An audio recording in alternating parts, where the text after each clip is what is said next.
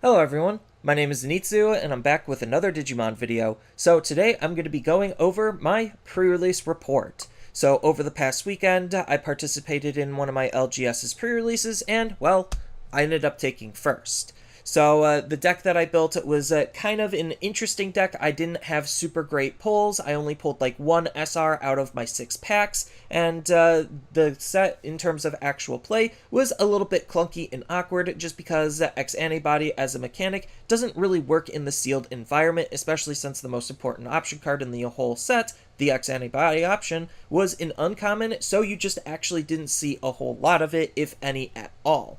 So that just kind of added it to the whole clunkiness, but regardless, it was still just a fun time, just hanging out and playing some games with some people. But as far as the deck that I constructed goes, I pulled 3 Digitamas, so I ran all 3 Digitamas. I think Pagumon was the only Digitama that was actually usable compared to all of the others in terms of my pool, and Pagumon definitely helped out a lot.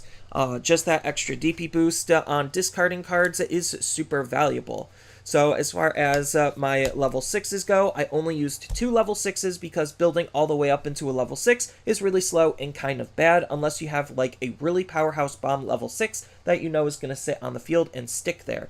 So I played Regulamon just because I had a little bit of 2-color synergies, even though I didn't use its on-play ability at all, neither its end-of-turn ability, and then Baihumon was probably the main man of the deck, and the key boss monster, and every time I went up into him, it was very devastating for the opponent, just because, well, I could unsuspend him, and I could unsuspend the opponent's stuff to be able to multi-attack with him and try to gain as much value as I possibly could, just because I'm trying to be more low to the ground and aggressive, and that's kind of just the theme on how I felt like this set was going to play, was just low to the ground, very aggressive, just because there wasn't a whole lot of good defensive tools outside of very few specific cards, which if the opponent didn't have, well, then they were just kind of out of luck. So Baihumon's ability just burning and being a big body was super helpful.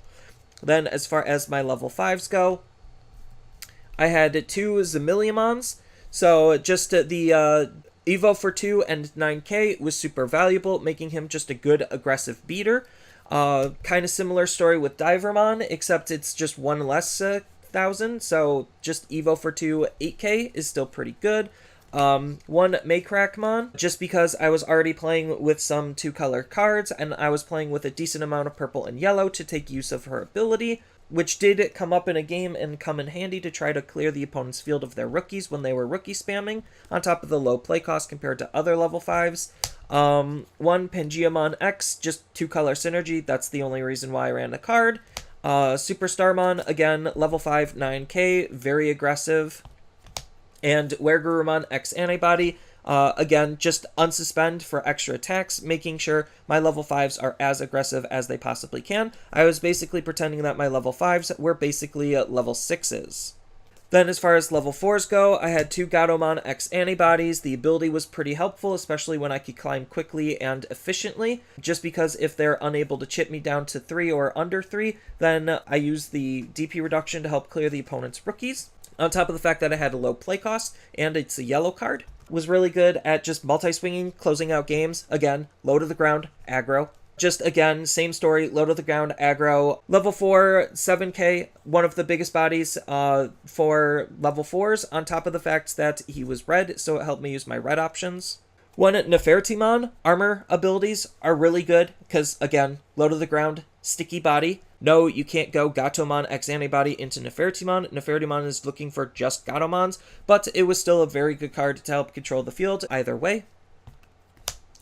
1 Starmons, again, yellow card, low drop, aggressive stat line. Makomon, I was kind of hoping that Makomon's security ability would come up more than it did, just to be extra aggressive, but it didn't. So most of the time, this was just 2-color synergy fodder for my Makomon line. Kauskamamon didn't really come up, but the unblockable is super nice. Outside of that, it's just one of the more usable level 4s, just because it doesn't rely on anything to be good. Growlmon X Antibody, I was running some red removal options, so I needed extra red sources, and for using this card underneath my Digimon as inheritables, it makes my red options better. Ninjamon, Again, low cost, decent stat line. Grizzlymon, easy and efficient card to climb with just because low evo cost, even though the stats were a little bit weak. I just went from this into my level 5, and then I just swung with my level 5 and was basically very aggressive from that point forward. Level 3's, two Pamumons. So Pamumon was just a rookie. I just literally ran every single rookie that I saw. I only saw 12 of them. So Pamumon was one of them. 2 copies of Guilmon X Antibody, because, you know, I just ran all of the rookies that I could.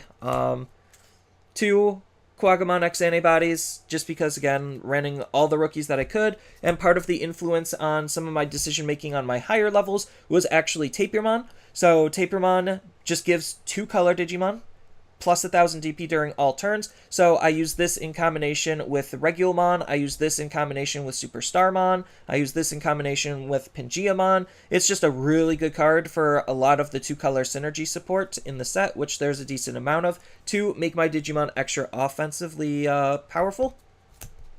2 Gabumon, again, ran all of the rookies that I could. 1 Pillowmon, and 1 Salamon X Antibody. I wish I saw the purple Salamon so I could actually use the Salamon X Antibody's ability, but I didn't. So it was just another vanilla card because the When Digivolving ability couldn't even do. Then as far as my options go, I just ran a solid removal suite of the best options that I could. So Fire Rocket Soul, cheap and efficient red card, just because, well, one of my best cards to aggress with was red. So it just made using this card easier. Same story with Gaia Force Zero, just a big security threat to try to kill the opponent's large bodies. Most of the time they weren't going to be more than 13k anyway, and if they were, and I had the perfect stack of my Growlmon and Guilmon X Antibodies, then it could hit up to 15k, so that's pretty good. 1 Starling Thunder or BB Thunder. So just more removal cards, cheap and efficient, was running a whole bunch of blue, just to bounce the Tamers back to the opponent's hand as well as their Digimon. And then 2 Congo, just to try to turn off the opponent's aggro in case they were trying to aggro me, so that way I had an easier time aggroing into them. But yeah, that's kind of it for the deck. It wasn't really doing anything too special. I wish I had more rookies, to be honest, so that way I could be even more lower to the ground and aggro, but the level 5s were big enough and tempo efficient enough to just be able to easily aggress with them, on top of my level 4s being actually pretty high quality. So that was my deck, and it ended up taking me first place. I did have a whole bunch of other cards that I could use, like I could have leaned heavier into the Undead synergy, because I pulled a decent amount of that, but I just felt like it really wasn't worth running just to try to use these effects, and tempo and efficiency and playing optimally is definitely the key to success. Then I also bought a booster box. So I might as well just open it up here. As far as the other prizings go, I did get a pre-release pack with my booster box, and then I ended up getting a update pack and a Koromon as additional prizing from my LGS because, well, they weren't going to sell those, and they just added those to the prize pool. But let's just start off with the pre-release pack before we get into the box opening. So, Gabumon X Antibody pre-release and Grandest Scissors. Not super great, but they are nice.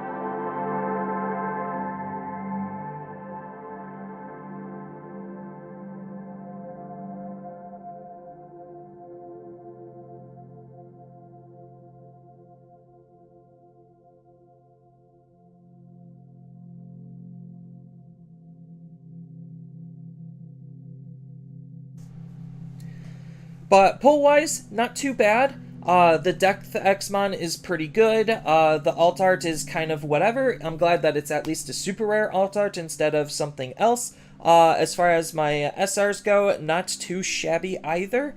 So I'm pretty satisfied with this box. I'm pretty satisfied with the set in terms of constructed play. In terms of sealed and limited play, I think this is one of the worst experiences compared to some of the other sets. But again, Digimon is not designed for this experience, so I'm not trying to judge it too hard on a format that it's not meant for. But regardless, I think that BT9 is going to be a really fun and interesting set, especially with the updates to the ban and limited list. So I'm curious to see how our meta is going to differ from Japan's and what is actually going to emerge as some of the better decks. We already have speculation that Grandest Kawagamon, Metal Gurumon X Antibody, and just, Alphamon X Antibody are probably going to be three of the stronger decks, but who knows? Something weird and crazy and wacky and wild could come out of the woodworks, especially in the later half of the meta, and really shake things up. So I'm just really excited to see what the set has to offer as a whole. So that's all I really have for this video. As always, feel free to tell me your thoughts down in the comments below, and down in the description below are a couple of different ways you could support me and the channel. So I do have a TCG Player affiliate link, so when you use that link to buy cards off of TCG Player, then some of that money will go to supporting me and the channel. I also do make and sell playmats over on Overcard Gamers on Facebook, so when you buy a playmat with my design, then some of that money will also go to help supporting me and the channel. And on top of all of that, I do have a Twitch account over on twitch.tv/Zenitsu, so giving me a follow and a subscription also helps support me there, and I do play Digimon on top of various other games on that platform as well. So thank you everyone for watching, and as always, don't forget to like, share, and subscribe for more content, and I'll see you in the next video.